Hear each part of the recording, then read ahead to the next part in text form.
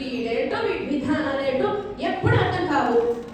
అలా నన్ను కొద్దిగా కంటున్న ఎన్నో సుగంధ ద్రవ్యాలు, మూలికలు, ఇంకా కట్టి పుల్లలు ఏరుకుంటుంటే అవన్నీ మూట కట్టుకుని పట్టుకెళ్లారు.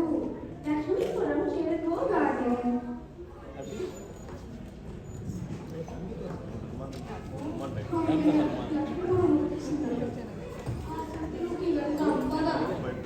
ఏంటి అలసిపోయామని ఏమైనా తినడం కోసంగా?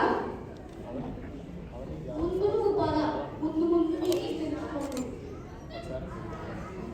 రండి బాబు రండి, మీకేం కావాలి? బాబు నాకు పొయ్యి, సంచులు బియ్యం, 2 పెద్ద గిన్నెలు, ఇవన్నీ కలిపి ఎంత అవుతుందో చెప్తావా? ఏమన్నారు? సంచులు బియ్యం, స్టవ్, 2 పెద్ద గిన్నెలు. ఇదిగో 10 రూపాయలు. సరే.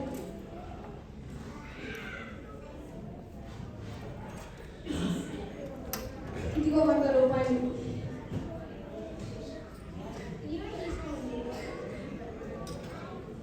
రండి బాబు రండి, వేడి వేడి ఐస్ క్రీమ్.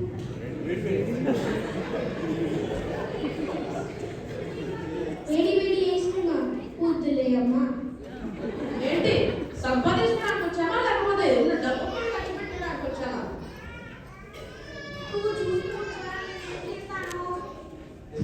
ఎప్పుడు ఏం సరిగ్గా చెప్పాడు అని దొంగ వెలిగించి అడవి నుండి తెచ్చిన సుగంధ ద్రవ్యాలతో వంట మొదలు పెట్టారు. ఆ వాసనకి సంతలో ఉన్న వ్యాపారికి ఆకలి వేసి చుట్టుముట్టారు. సువాసన సువాసన, మీరేం చేస్తున్నారు? నేను బిర్యానీ చేస్తున్నాను నాన్న. ఇదిగో రుచి చూడు, నువ్వు కూడా రుచి చూడు నాన్న. ఈ పువ్వు ఏంటి మంచి సువాసన వస్తుంది? అది ఒక కుంకుమ పువ్వు నాన్న. కుంకుమ ఏంటి ఇస్తావా? నీకన్నా నాన్న ఇంత.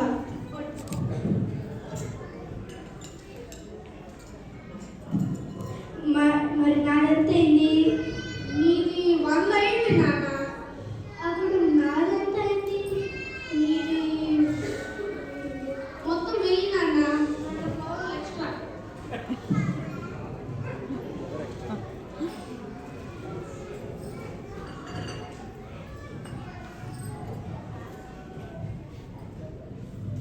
నీది ఏ ఊరు నాన్న? నేను అమెరికా నుంచి వచ్చాను. ఓ మొన్నే మీ బయటకు కావాలి.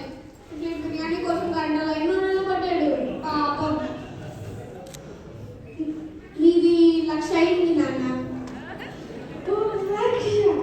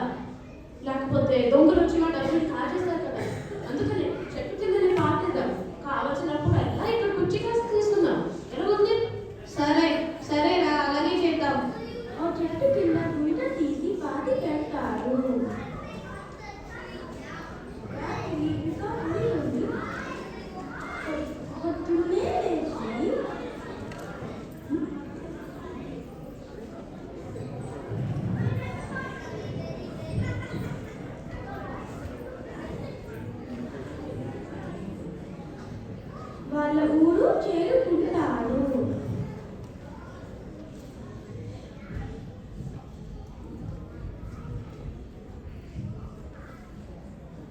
మరుసటి రోజు రాత్రి పాప బుద్ధి మళ్ళీ అడుగుకి వెళ్ళి పాతి పెట్టిన చోట తిరిగి తవ్వి డబ్బు మొత్తం కాజేసి వచ్చేస్తాడు.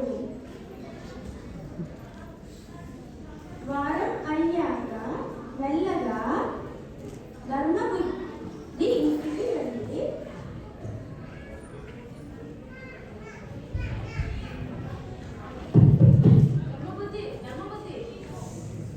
ఏంట్రా నిన్న మన సంపాదించుకున్న డబ్బుల్ని ఒక ఇల్లు, ఒక టీవీ, ఒక సోఫా పడుకున్నాను. కానీ మా భార్య కొడుక్కి ఐఫోన్ కావాలంట. వెళ్ళి నాకు డబ్బు తీసుకుందామా?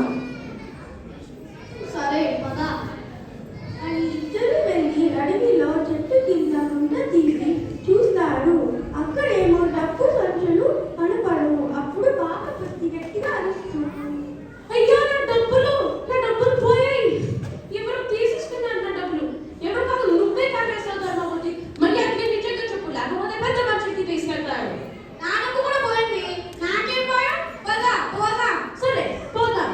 అలా ఇద్దరు పెద్ద మనుషుల దగ్గరికి వెళ్తారు.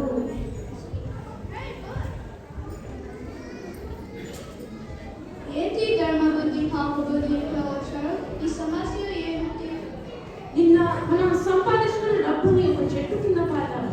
కానీ ఈ రోజు చూస్తే ఆ డబ్బు లేదు. ఎందుకంటే ధర్మబుద్ధి కాకేశారు. నాకు న్యాయం చేయండి. నేనేం తీయలేదండి. కావాలంటే మా ఇంటికి వెళ్ళి సోదా కూడా చేసుకోవచ్చు. ధర్మబుద్ధి డబ్బు తీశాడు అని ఏమైనా సాక్ష్యం ఉందా? అవును, ఆ చెట్టు సాక్ష్యం చెప్తుంది. రేపు అక్కడికి వెళ్ళి విషయం తేలుతాం.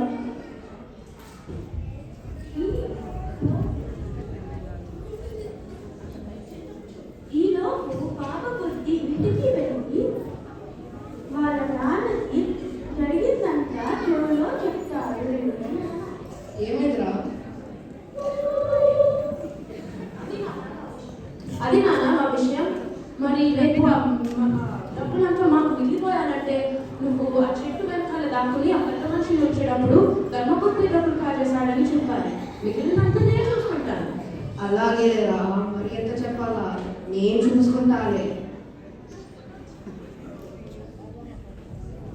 మరుసటి రోజు పాప బుద్ధి వాళ్ళ నాన్న చెట్టు వెనకాల దాక్కుంటాడు. అప్పుడు అందరూ అడవికి వస్తారు.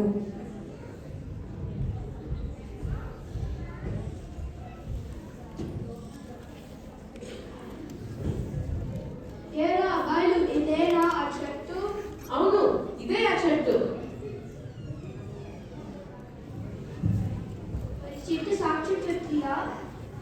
నేనే నిజాయితీ పరుగునైతే ఆ దేవుడే నా పక్షాన ఉంటే ఈ చెట్టు సాక్ష్యం చెప్తుంది. కావాలంటే అడగండి. చెట్టు డబ్బులు ఎవరు కాచేశారు? ఇక్కడ డబ్బులు ధర్మబుద్ధి తీసుకాడు. ధర్మబుద్ధి పెద్ద దొంగ. అలా అంటూ ఉండగా చెట్టు మాట్లాడటం ఏంటి అనుమానం వచ్చి ధర్మబుద్ధి తెచ్చుకున్న బిర్యానీ మూత తీసి బిర్యానీ వాసన వెదజల్లింది. ఆ వాసనకి గొర్రెల్లో దాక్కున్న